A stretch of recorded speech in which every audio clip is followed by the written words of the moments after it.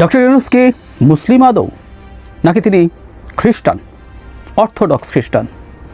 এবং তিনি যদি তা হয়ে থাকেন তাহলে বিপুল সংখ্যাগরিষ্ঠ মুসলিমের এই দেশে তার সরকার প্রধান হওয়াটা কেমন দেখায়? এই ধরনের একটা প্রশ্ন তুলেছেন বিএনপির খুবই সিগনিফিক্যান্ট নেতা জনাব বরকতুল্লাহ বুলু।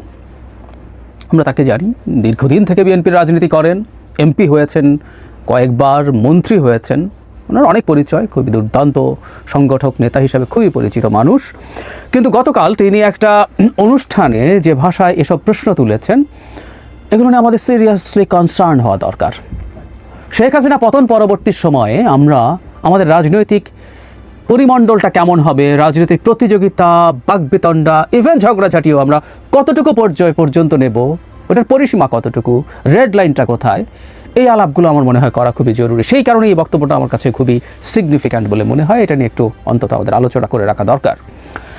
যারা বুলু সে অনুষ্ঠানে বলেছেন, আপনারা ভিডিওটা শুনে নিতে পারেন। সেখানে তিনি দাবি করছেন যে ডক্টর ইউনূসের প্রথম স্ত্রী যিনি ছিলেন মনিকা, তার মা, আমরা মনিকা ইউনূসকে চিনি, অপেরা সিঙ্গার, এবং ডক্টর ইউনূস যখন খুবই সংকটের মধ্যে পড়ছিলেন তখন মনিকার একটা বক্তৃতা, একটা চ্যানেলের সাথে ইন্টারভিউ খুবই প্রচারিত হয়েছিল, খুবই স্প্রেড করেছিল, আমরা তখন চিনি। যাই হোক, মনিকার মা তিনি রাশিয়ান অর্থোডক্স খ্রিস্টান, এবং যেন বুলুর ভাষ্য মতে তাকে বিয়ে করার জন্য তিনি শর্ত দিয়েছিলেন, তাদের মধ্যে সম্পর্ক ছিল, বিয়ে করার জন্য শর্ত ছিল তাকেও সেই খ্রিস্টান ধর্মে দীক্ষা নিতে হবে। এবং ডক্টর ইউনূস 1970 সালে অর্থোডক্স খ্রিস্টান হিসাবে দীক্ষা নেন এবং তিনি তাকে বিয়ে করেন।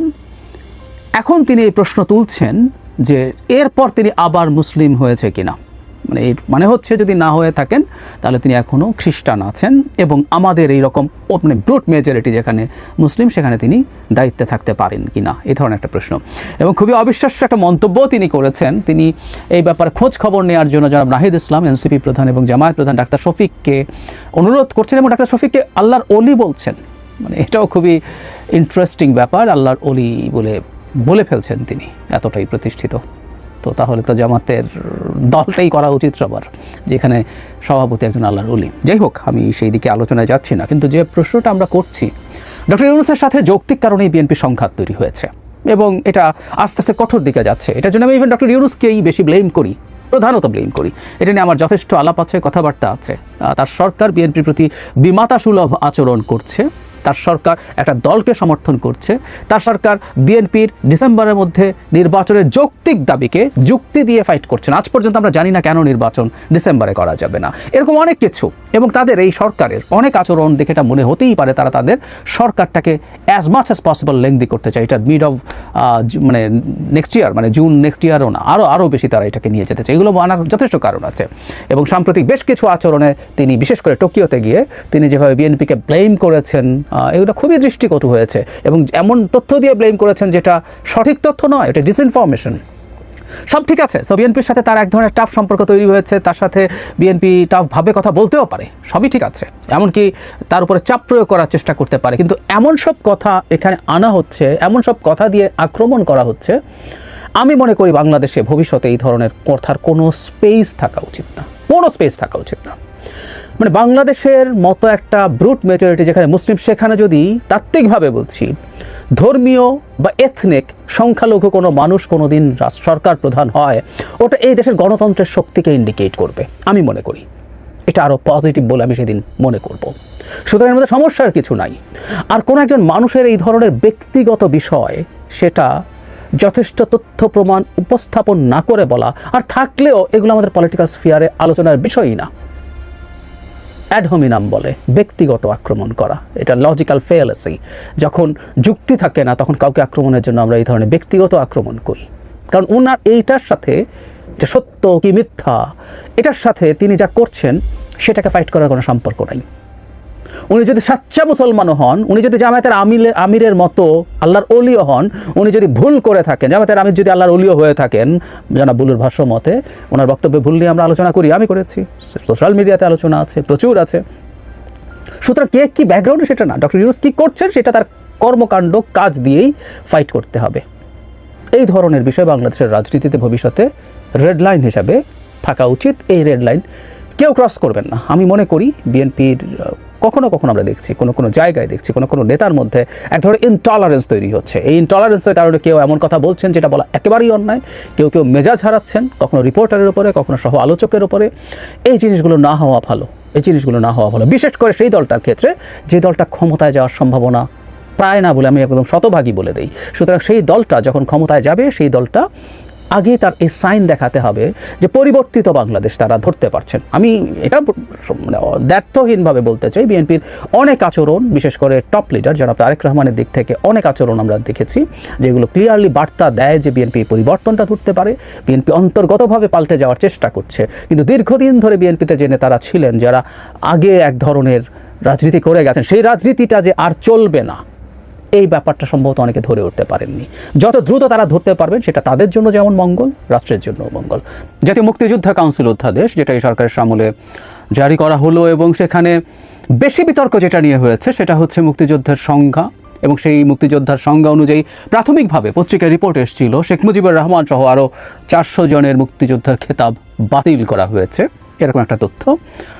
এর মধ্যে আমি মনে করি আরও খুব গুরুত্বপূর্ণ একটা ইস্যু ছিল যেটা আমাদের অনেকে চোখ এড়িয়ে গেছে, নজর এড়িয়ে গেছে। কেউ কেউ আনার চেষ্টা করছেন জামায়াতের অবস্থান এখানে পুনরুল্লেখ করা হয়েছে বলে বলা হচ্ছে, কিন্তু নতুন যে অধ্যাদেশ তার সাথে আমরা যদি পুরনোটি তুলনা করি, তাতে আমরা দেখব জামায়াতকে তার 71-এর অপরাধের জন্য এক ধরনের দায় মুক্তি দেওয়া হয়েছে। আমি রিপিট করছি, জামায়াতকে তার 71-এর অপরাধের জন্য এক ধরনের দায় মুক্তি দেওয়ার চেষ্টা আছে নতুন অধ্যাদেশে। সুতরাং জামায়াত এখানে রোল প্লে করেছে কিনা সেই প্রশ্ন আসে, এবং এটা নিয়ে জরুরি ভিত্তিতে কথা বলা দরকার। আমি বরং ফোকাস সেটাই করব। তার আগে মুক্তিযোদ্ধা বিষয়ক যে বিতর্কটা তৈরি হয়েছে সেটা নিয়ে কথা বলি। আসলে এই বিতর্ক খুব ইস্যু না, আমার কাছে রায়দার মনে হবে যে এটাকে ভিত্তি করে আমাদের মিডিয়ার, আমাদের পত্রিকার চরিত্র বোঝার চেষ্টা করা দরকার। গতকাল সকালে অনেকের ঘুম ভেঙেছে এই তথ্যটা দেখে। কয়েকটা পত্রিকা একযোগে এই খবরটা দিয়েছে যে শেখ মুজিবুর রহমান সহ 400 জনের মুক্তিযোদ্ধার খেতাব বাতিল করা হয়েছে, তাদেরকে মুক্তিযুদ্ধের সহযোগী হিসাবে আইডেন্টিফাই করা হয়েছে, এরকম একটা নিউজ। আমি সবার আগে একটা থিওরিটিক্যালি বলে রাখি, শেখ মুজিবুর রহমান, তাজউদ্দিন আহমেদ এনারা যদি মুক্তিযোদ্ধা না হন তাতে কি আসে যায়? ধরে নিলাম তাত্ত্বিকভাবে তারা মুক্তিযোদ্ধা নন, কারণ মুক্তিযোদ্ধার যে সংজ্ঞায়ন আছে এটা নিয়ে আলাপ হতে পারে।